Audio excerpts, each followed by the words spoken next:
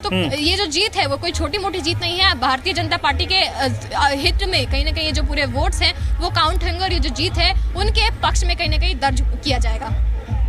नहीं, और इसके साथ साथ एक और इम्पॉर्टेंट पहलू ये है, क्योंकि दिल्ली यूनिवर्सिटी में अगर 1 लाख के करीब बच्चे पढ़ते होंगे तो उसमें सिर्फ दिल्ली के नहीं, उसमें हरियाणा के बच्चे हैं, उत्तर प्रदेश के होते हैं, बिहार के होते हैं, झारखंड के होते हैं, मोस्टली नॉर्थ इंडिया के होते हैं, साउथ इंडिया के भी कई बच्चे कुछ पर्टिकुलर कॉलेज में तो बहुत ज़्यादा जनसंख्या उनकी संख्या है, बहुत ज़्यादा है।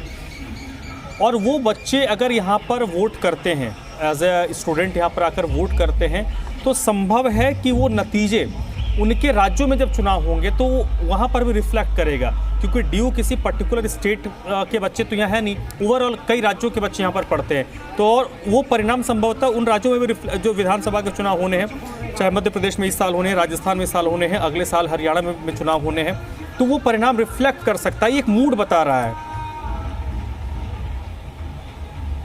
बिल्कुल, जिस तरीके से हम देख रहे हैं एबीवीपी या फिर एनएसयूआई कोई छोटा मोटा छात्र संघ नहीं है। हजारों या लाखों की संख्या में अगर हम बोले तो यहाँ पे जितने भी बच्चे हैं वो शामिल होते हैं। जो बहुत सारे लोग ऐसे भी होते हैं जो कि एलिजिबल वोटर्स होते हैं। तो कहीं ना कहीं ये जीत है, उसका असर पूरे देश भर में जहाँ जहाँ से बच्चे ड्यू में पढ़ने आते हैं उस पूरे क्षेत्र में भी कहीं ना कहीं देखने को मिलेगा, उन सभी राज्यों में देखने को मिलेगा जहाँ से बच्चे यहाँ पर पढ़ने आ रहे हैं। जिस तरीके से जीत हासिल की है, इन सभी का प्रभाव जितने भी बच्चे हैं उनके वोट के तौर पर जरूर काउंट किया जाएगा। और जितने भी पार्टीज जो इनको बैक कर रही हैं कहीं ना कहीं उसमें अपनी राजनीतिक हित जो है वो जरूर तलाशेंगे, क्योंकि एबीवीपी की अगर हम बात करें, एनएसयूआई की अगर हम बात करें, तो दोनों ही पार्टीज को जो अपने जो दोनों ही छात्र संघ जो है उनको कहीं ना कहीं जो पार्टीज है उन्होंने बैक किया, काफी ग्राउंड लेवल पर उन्होंने मेहनत भी की। तो कहीं ना कहीं इसका जो फल जो मिलेगा इन पूरे पार्टीज को कहीं। अनुष्का, आखिरी सवाल आपसे, आप वहाँ पे सुबह से हैं और पहले भी आप जब चुनाव प्रचार हो रहा था उसमें भी आप लोगों से मिलजुल रहे होंगे, बात हो रही होगी, आज भी आप गई थी।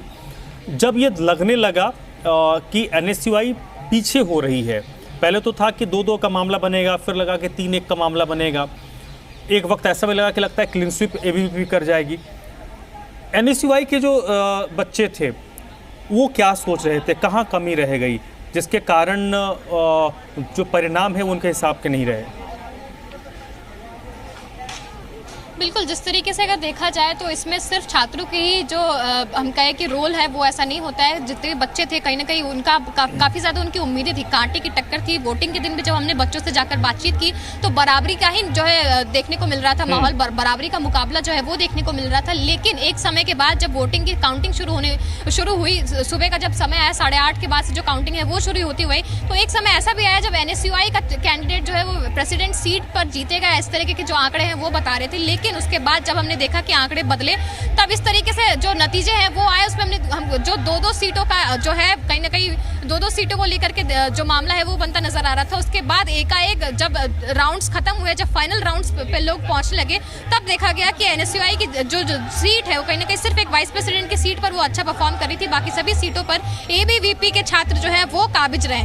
तो कहीं ना कहीं एनएसयूआई के जितने भी छात्र हैं उनसे हमने हमारी टीम ने जाकर बातचीत की, उन्होंने साफ तौर पर कहा कि जिस तरीके से ये चल रहा है कहीं ना कहीं लोकतंत्र की हत्या है। उनके जो टीम मेंबर्स हैं उन्होंने कहा कि हो सकता है ईवीएम के साथ कुछ छेड़छाड़ किया गया हो, क्योंकि पहले जो देखा गया था कि एनएसयूआई के साथ साथ एबीवीपी जो है बराबरी के टक्कर पर जो है वो लड़ती हुई नजर आ रही थी। लेकिन जब फाइनल रिजल्ट्स आए तब हमने देखा कि एबीवीपी विजयी होकर निकली। एनएसयूआई के छात्र में इसको लेकर के कहीं ना कहीं उदासीनता जरूर देखने को मिली है।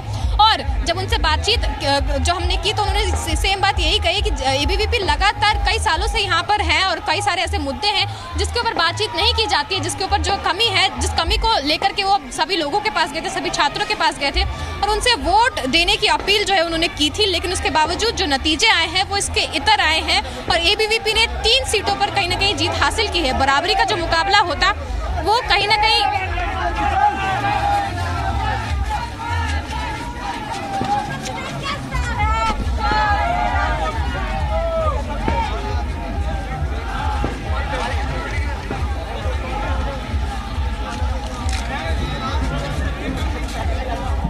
बिल्कुल, ये देखिए लाइव तस्वीर आपको दिखा रहे हैं। जो विजयी प्रत्याशी हैं उनको समर्थक कंधे पर बिठाकर घुमा रहे हैं।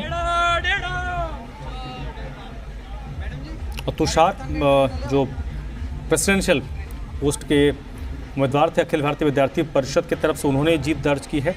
और सेक्रेटरी और जो जॉइंट सेक्रेटरी है उन्होंने तो बड़े अंतर से जीत दर्ज की है।